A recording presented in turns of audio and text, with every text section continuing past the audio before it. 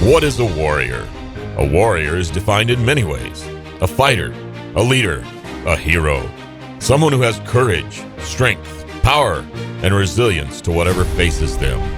Whether a player, coach, manager, broadcaster, custodian, or administrator, anyone involved with sports is needed to achieve the highest level of excellence.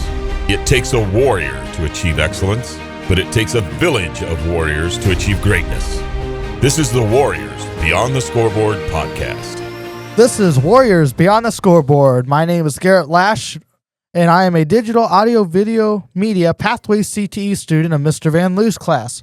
This is a new podcast featuring Wawasee High School coaches, players, and also featuring all of the different athletic programs. Today we're going to sit down and talk with the new Wawasee boys varsity basketball coach, Joe Luce. Welcome, Coach. Hey, thanks for having me. Yeah, you bet. Thanks for coming in. So we're going to start off with, tell us a little bit about yourself, your story, kind of where you came from, and your family. Sure. I grew up in Muncie, Indiana. Went to Wapahani High School. It's a 2A school just east of Muncie, and participated in basketball and baseball. Went on to Valparaiso University and played Division I baseball at Valparaiso. And from there, I went back to Muncie and was a boys basketball junior high and then freshman and junior varsity coach at Westdale High School. Went back to my alma mater and helped at Wapahani before moving to Hamilton Southeastern. At Hamilton Southeastern, I was the boys freshman coach for 2 years and then junior varsity coach for 3 years. Got my first head coaching job at Fountain Central High School. It's in Veedersburg, Indiana, and inherited a team that had won one game the year before. We were able to win 10 games the first year. Again, by the 3 years I was there, we won 11 and then 12. And I was offered an opportunity to go to Benton Central High School. Benton Central's in West Lafayette. They were in a rebuilding stage. Had a really successful year before, graduated everybody. And a little bit surprising, I think. We were able to win 17 games and then 19 games. And it was quite a run. One of my best friends is Matt Painter. He's the head basketball coach at Purdue. And the last year I was at Benton Central, the second year, he became the Purdue coach. And he said, hey, you need to think about coaching at some bigger schools, coach some different athletes. He said, I need all my people, that I know out and coaching at some schools that maybe some players can come our way. And the Marion boys basketball job opened up, and with his help, I was named the boys basketball coach at Marion High School. Spent 5 years there. It was a great time. Won a lot of games. Coached a lot of great players. Scott Wood went on to play at North Carolina State. Julius Mays played at Kentucky. Number of Division I guys. I then went to Ball State. Was an assistant at Ball State before I got back in at Richmond High School. And I was at Richmond High School for 6 years.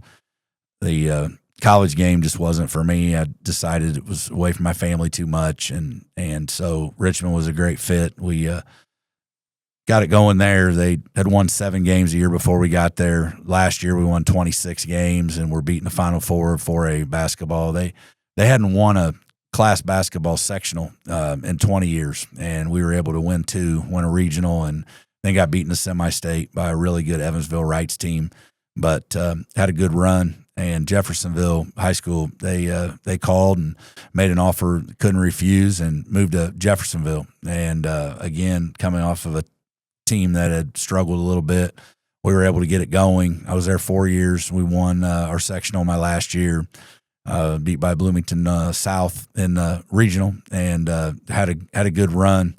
Coached a couple really good players there. Trey Coleman went on to play at Nevada. I've been fortunate to coach great players. I coached 4 Indiana All-Stars, guys that have played professionally, over 80 kids that went on to college, play college basketball. I just always lived by the motto, I didn't want to screw them up. They had a lot of talent. I tried to stay out of their way, keep them disciplined. And so after my time at Jeffersonville, I got out and followed my son around. My son played for me at Richmond and Jeffersonville, went to Purdue, was a scholarship player at Purdue, and I followed the Boilermakers around for 3 years. He played 4 years, and then he was a graduate assistant for 3 years, and went to all the Purdue games. I started the Whitco Career Academy. I don't know if you've been there or not, but No, it's they hired me. Actually, Dr. Penrod, who now works here, hired me as the consultant, and then I became the principal at the Whitco Career Academy. But I was given the fortune to start it from the ground up, plan the curriculum, hire 21 teachers. It was quite an experience. One of the coolest things I've done professionally. And after 3 years there, Tippecanoe Valley's superintendent came and asked me about coaching, and I decided to get back in. And they had been in a situation where they had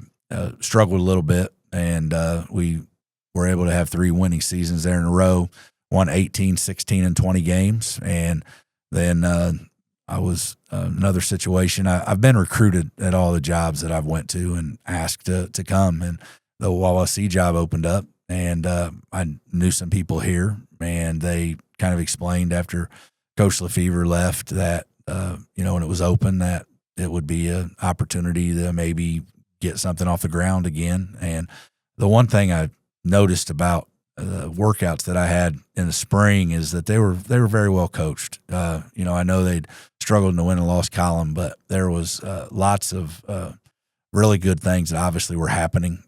Kids know how to play. They're fundamentally sound. And I think it's a good base that we can build off of and hopefully jump into a very successful season.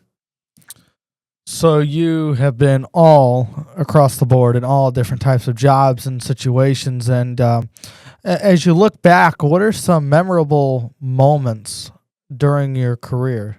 The one thing that, I hope is left is my legacy of won, not me, but my teams have won 70% of the games we've played in, getting ready, closing in on the 400th win with my program, the different teams that I've coached. And the thing about it is I hope my legacy is relationships. I hope that, I'm remembered for having great relationships with my kids, lots of trust built while I coached them in high school, and then lifelong friendships afterwards. I've coached in a lot of big games, lots of great places I've coached. Like I said, I've coached a lot of great players. The state finals in 2008, we lost on a last-second shot that really was a life-changing deal. We were up 1 with 2.1 seconds, and ball was deflected. Gordon Hayward ended up playing in the NBA for a number of years, hit a last-second shot, and we lost. Lots of the championships along the way were memorable, but I'll be honest with you, the weddings I've went to, the kids that I've met that are kids of the players that I've had, those were the things that stand out the most to me. Yeah. So let's talk a little bit about Wawasee and what you're stepping into. As you take on your first year at Wawasee, what are some things that you're looking forward to this upcoming basketball season? Number one is I think it's a community and a school that's really hungry for an athletic program and basketball in particular that is successful, that is bringing a winning culture to the community, to the school.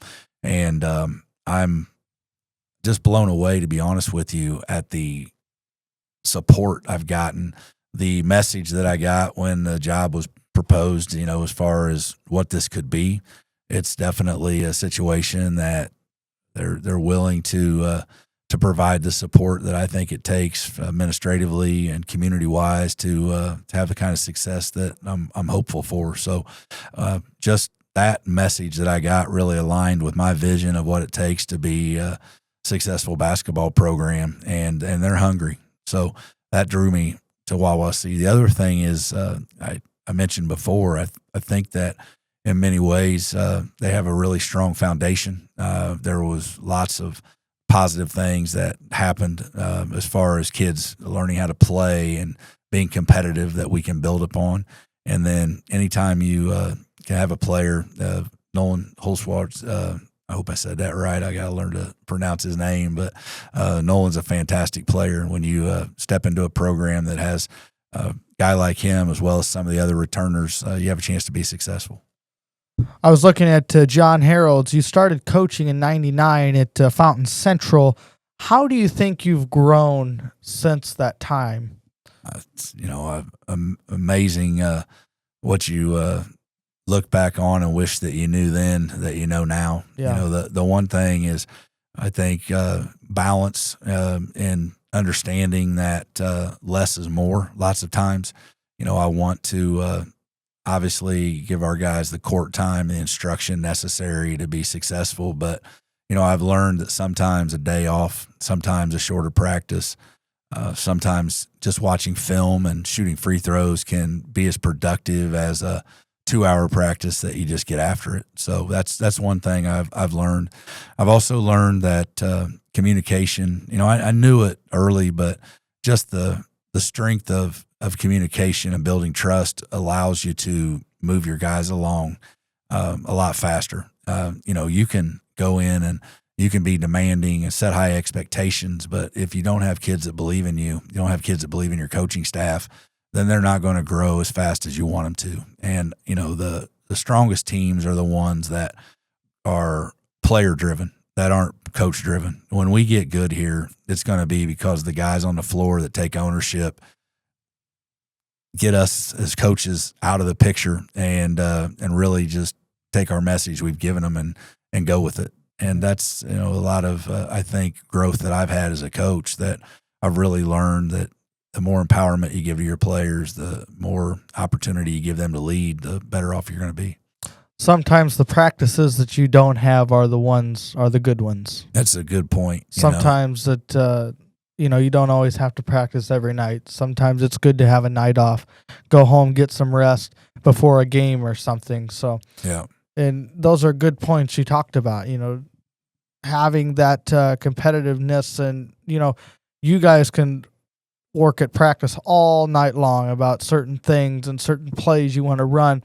But then when it comes time to game time, that's the real test. And, you coaches can stand there and help them, but it's really they're on the floor, and what can they remember, and what are we going to do? What have you learned from practice to get ready for tonight? That's really what it boils down to, I think. Yeah, and it boils down to, as a coach, I think, instilling confidence in your players and showing them, not only on film during practice, but also just, taking time to sit down one-on-one and relaying a message of positive things that they're doing. Now, I'm definitely a guy that holds guys accountable, has, high expectations, but I think the growth happens with positive reinforcement, and it comes from taking that extra time to give your guys a chance to get to know themselves and see themselves being successful. Back to what you said about sometimes time away is stronger than time, on the floor. Is every Wednesday, I've done this for about 12 years, but every Wednesday we practice in the morning. Doesn't matter if we play on Tuesday night, we're going to practice in the morning, and we'll go 6 to 7:15, and we get an hour and 15 minutes in. They have every Wednesday night off, a chance to be with their families, their girlfriend, get their hair cut, go to a tutoring session. And I've found that really, really is a nice break from Wednesday morning till Thursday night for pregame, and has been something that, again, that time away from the court has been very positive for my programs. How do you handle during winter break and the different breaks throughout the school year? How are some ways you handle that with your players, with having some longer time off? The time, on the practice floor is dictated by the game schedule. Yeah. This year we're going to host an 8-team varsity tournament, a 8-team JV tournament.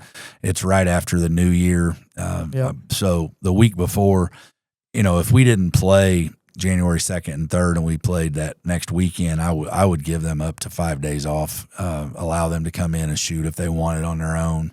But, we'll probably practice 2 or 3 days before, and then we come back and play the next weekend. Though we play the 6th or 7th of January, but we'll try to give them a day off after the tournament and then get back in the gym to get ready for that weekend. And you don't want to, rest is good, but you also don't, and I don't mean it in the way it might come out, but you don't want to let them rest too much, because then their mind starts, or their habits of eating or whatever kind of start going off. So you want to try to keep them involved in the gym and not having a lot of time off, and that's all good things. But after a long holiday tournament, maybe let them have a couple days off, but then you're right back at it, and that shows that that determination, honestly. And I think that's all good things. Yeah, I'm seeing. Yeah, we do. We do a lot of different things with as far as. I was talking to Mr. Doty today. We had a meeting, and I told him that once we get to the beginning of January into middle of February, if I'm on the practice floor more than an hour and a half with those guys, you need to come in and ask me what's wrong. Because again, I think you can go in, get your work done, and get them out. But definitely a consistent schedule is big. When we're off for a couple of days in a row, we're still staying in contact with our guys. Gym's always open. Kids get in and shoot, work out on their own, and then we get back to regular practice to make sure we're prepared for our games. As you every year you have groups of a bunch of senior players. What are some expectations you have for your seniors that are a little in the upper class, as you might say? I don't know that there's a definition as far as leadership that goes with age. I think you're going to have leaders that come to rise to the top of all different age groups. You're going to find lots of times that maybe you have a junior or sophomore that is a little bit more vocal. I don't ask anybody to be someone they're not. Right. Now, the one thing I do think is you play for your seniors. I think you play for those kids that have 1 year left that are not going to be a part of, the school team a year from now, and underclassmen should dedicate themselves to that. Now, ultimately, I think that when you have your most successful teams is when you have those kids that are seniors that do lead the team. But it needs to be a genuine leadership. It needs to be one that's led by example more than it's led by verbal. And then if you lead by example, then you can be a lot more verbal. But this team will be interesting as far as figuring out who those leaders are going to be, because I think there's a lot of kids that understand the game, will get what we're trying to preach, and I think it'll be a really good opportunity for a successful year. I don't know what Wawasee does. I know Fairfield does a lot of summer camps. Mm. Is that in the schedule for this summer? Yeah, we work out 3 times a week on the floor. Okay. We lift 3 times a week, and then we'll play over 4 weeks, 20 games. So we host here a few times where we bring teams in and play. We go to some colleges and play, as well as some other high schools, and we'll get about 20 games in. Okay. What are some things you tell your players in the off season where we're not in the gym every night, or we're not having games 2 or 3 times a week? What are some things that you encourage your players to do in the off season? One is I don't think it hurts at all, and I encourage playing another sport. Yeah. I think it's really important that there's another adult that is in their ear that is pushing, for them to be as successful as they can be in that sport. I've never felt like that was a bad thing. I sometimes think single sport athletes, unless they're extremely dedicated, can lose their way when they're not a part of a team, And the other thing is that you got to have some self-discipline to get yourself in the gym. Even if you're a tennis player or other sports, I still think you can get in and you can get some shots up without a coach. You don't need a coach, and No. I would never want to be coaching them during that other season, as I know that respectfully the other coaches wouldn't do during ours. But there's going to be times there's football players that are going to go on Sundays and throw footballs. There's going to be times the receivers are going to go out and catch footballs during our basketball season, or kickers are going to kick. And the same thing, I'm sure, with other sports. Lots of baseball guys are going to hit in the winter. Yep. It's just, they need to do it on their time. And I feel the same way about my basketball guys, is just be self-disciplined enough to get some shots up, get a ball in your hand, but be dedicated to your sport. Yeah. I've heard a lot of coaches talk about how, they wish and they hope that their athletes go and do at least one other sport. Do something besides, okay, football season's done, now I'll just go home after school and sit. Yep. That's weakening your health. That's weakening your strength. You need to maybe, play football and then play basketball or play baseball or something, or run track. I mean, right. I don't know if there's anything better than to run or right. throw, shot, or disc or whatever. Right. And a lot of coaches encourage that, and they are a little upset when kids don't, because it's just, because then they come back for football in the summertime and then they got to just rebuild. Right. And that just takes a lot of time. So I'm glad that you encourage kids to get a ball in their hand, get on the floor, or do something besides just basketball season. So. And I just think that it's not bad to, again, have another adult in your ear that shows a different way of promoting success. And when you're getting coached, you're learning, about how to be coached. And that's a skill that I think is very important, is kids have to learn how to be coached.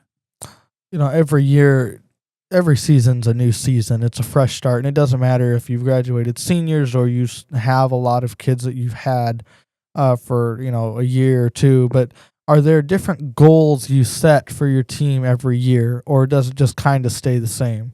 I think ultimately the biggest goal is to come prepared and improve each day. You've got to go a day at a time, then you go a week at a time, then you go a month at a time, and before you know it, you're preparing for the postseason. We have our conference schedule. We have a holiday tournament that we have an opportunity to learn how to win championships. I don't think that you can just play in the sectional or begin the state tournament and not have had some games that you played in that were for championships. And so, the one goal always is to be at the top of our conference, to win our holiday tournament, and then to move along in the state tournament as long as you can. So with that, I think wins and losses take care of themselves.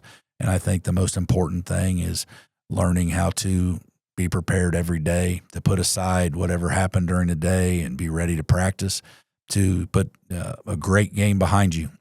Short memory is the key to success. And a great game, put it behind you. Bad game, put it behind you. A possession that wasn't what you wanted it to be, or the biggest play of your life, you got to put it behind you, and you just got to continue to move on and try to do your best on the next set of challenges that come your way. Yeah. And, don't, like you said, don't dwell on it either. It's just, we got to go to that next play mentality. And, yeah, you might have screwed up, but, oh, well, there's nothing you can do about it. You got to do it better the next time than what you did before. Sure.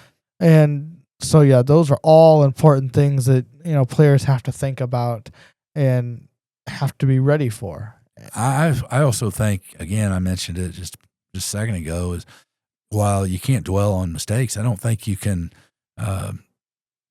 celebrate success. You got to feel, again, more confident. But if you make a great play, hit a big shot, get a huge stop, you got to gain confidence from that. But you got to put that behind you. You got to go to the next play. Like you can't think that it's going to happen again if you don't refocus and get ready for that next possession. I think those holiday tournaments are good. I think those. You guys sit in the NLC conference. It's Plymouth, Warsaw, Goshen, Northwood, Northridge, Warsaw, and I'm sure I'm missing somebody. But I think you got them all. Us? Okay, I did get them all. Well, that's a good memory, because I never can remember ours. You nailed it. It's a tough conference, and every coach wants to be at the top of their conference and the top of their game, and that's where the competitive lies is. Yeah, we have all these conference teams, and we want to be at the top, but we have to work if we want to get to the top, and that's where it starts. And, you may lose some conference games, and you may win some conference games, but there's always next year to come back and succeed. Yeah, and, just piggybacking off that, there's next week. So if it didn't go like you wanted it to, in a conference matchup, which are the biggest games of the year, until you get to the postseason, then you got to regroup. You got to find a way to come back and, not let it landslide on you, but find a way to win the next one. Yeah. And then you stack those wins, and then by the time it's over, you're at the top of that, heap, and you're trying to win a championship. Yeah. Yeah, well, we've covered a lot of ground lately, and I think, like I said, the point of this podcast is that people get to know you a little bit as you are stepping into a role at Wawasee. How many years were you at Tippecanoe Valley? 3. 3 years. And what are some things that maybe you did there or at other schools that you hope to carry to Wawasee? Just the overall culture of our program. I think culture is an overused word, but to me, that means that we're going to be a team that high expectations, a team that is community and student body, teachers want to come and support. I think that with the commitment to expectations and with playing a style of basketball that is entertaining, that you can then put in, the work to be a championship team, and that's what we're going to do.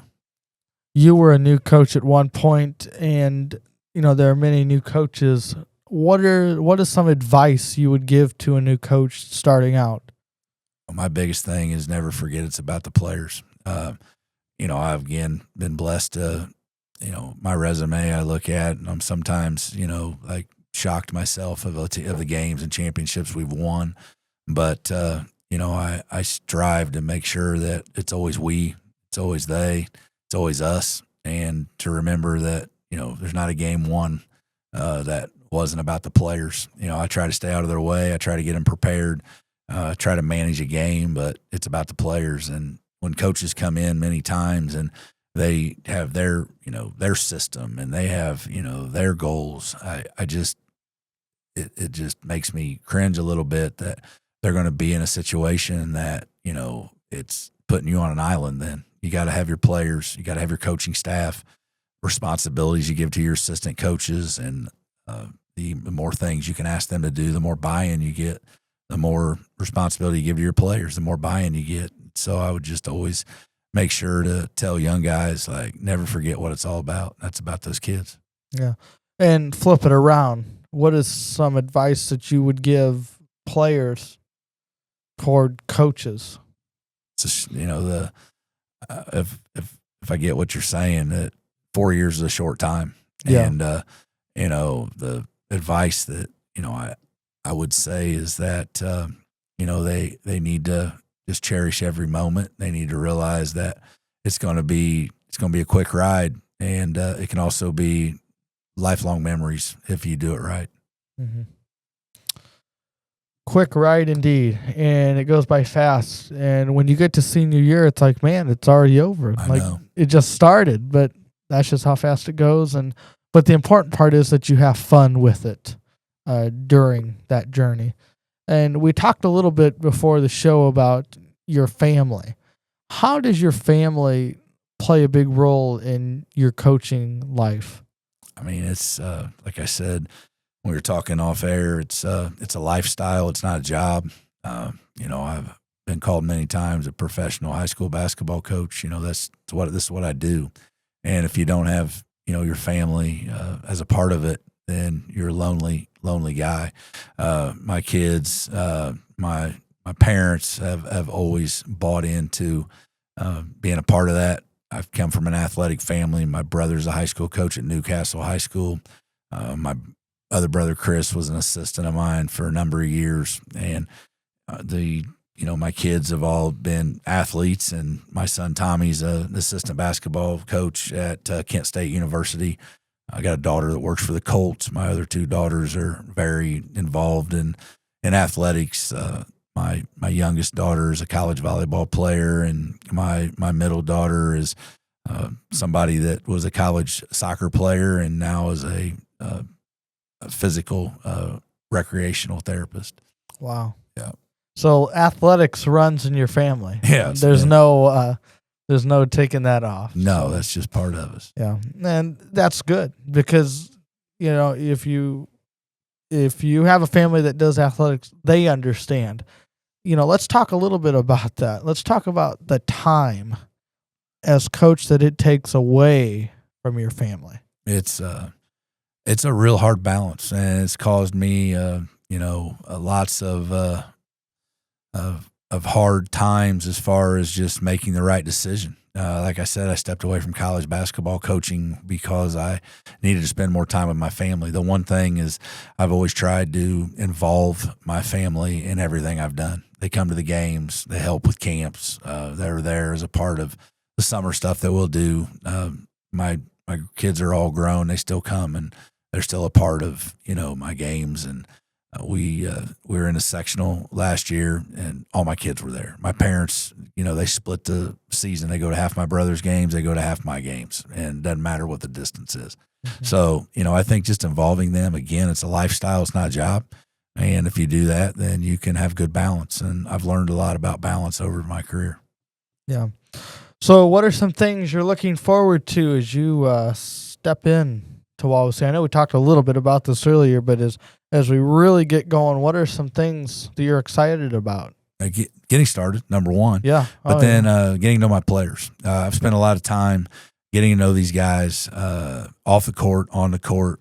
I've tried to find out as much I can about them, give up as much information about myself as I could, and so they would get to know me. And I'm just looking forward to developing those relationships deeper and more on the floor, so that they can see how I coach and how I instruct and how I lead and how I am their number one supporter. Yeah, as we did, I was a color commentary for girls basketball here at Wawasee this past year and season we just had. And, it's very interesting because there was so much more to it that I didn't realize until you actually step in and do it. And, it's making relationships with the coaches. It's relationships with the players, your other broadcast partner, the people you work with. And, even if it's simply, I would always go down to the coach before the game and how's practice been going? Is there a player not playing tonight? And okay, yeah, so that stuff. And so it's just like, it's my world is kind of like you guys as coaches. We're away from home a lot. It's a lot of time. It's getting to know other people. And so, yeah, I'm not going to say, I'm not a coach. So, but you get it. Right. And it's away from home and yeah, it's a way of life. You're doing it right, and that's the thing. When you do something right, you are going to have to sacrifice some other stuff. And, whether that's being away from your computer or video games, or you're away from your television or your family, as we've mentioned, you have to, again, find balance. But if you're good, there's no shorting the fact that you have to put time in, and then you have to make sure your time's well spent. Sounds like you have a good grip on what you need to do to be successful in your role. Yeah. And, I could play sports, but I don't. I just never really got into playing. But if broadcasting is a way I can help out and get involved, that's the way I'm going to do it. Yeah. And that's great. I'm fine with that. Yeah. Because there's also people that need to be around to tell stories. Tell the community why this player isn't playing if it's a reason that the coach wants to give out. Also Sure. Be respectful of the coach and, maybe talk about practices or whatever. So we need storytellers that go along with the team. Yeah. And I feel I'm a part of the team. I mean, we did a lot of home games, but even when we didn't do away games, we did a couple. But even when we weren't on away games, I'd still try to watch the game online or something just to see how it went. Didn't maybe watch the whole thing, but seeing what the score was so you can kind of talk about Sure. it. So I feel I am a part of the team in a way, but not. So I hope that the same respect was given back to you. Yeah. I know if you're a part of our team that would happen. I've done hundreds of these interviews. I've done the radio, television. I've done podcasts. I've been doing this a long time. I've seen it all, and I'll tell you, you got a bright future. I feel really comfortable talking to you. You've asked great questions. It's very organized. You're above your years, and continue to strive, because I think you're right on what you could do as a career and be very successul. So this has been awesome. Yeah. Well, thank you. And thank you for coming. Is there any last words or anything you'd like to say before we end it here? I just hope that our community, our student body, our teachers give us a chance. I hope that they'll come to a game, that they'll just give us one chance to see if it's, the best value for your dollar of entertainment in the community, and get behind our guys, give us a chance to show you how hard we play, how we play right, how we play for each other, and then we play for our people, our community, and our school. And if anything, if we could get the stands filled, get people to come out and support us, then we're winning right there. And then the rest of it will take care of itself, like I talked about. All right. Well, thank you, Coach, for coming in. You bet. It's been a good time. Yep. And good luck to you this season. All right. Thanks. And I hope that we get a chance to. I hope so too. To continue this throughout the season. Yep. Very impressed with our talk today, and I look forward to hopefully some more in the future. Yes, I hope so too. This has been Warriors Beyond the Scoreboard. Thank you for listening. We'll see you down the road.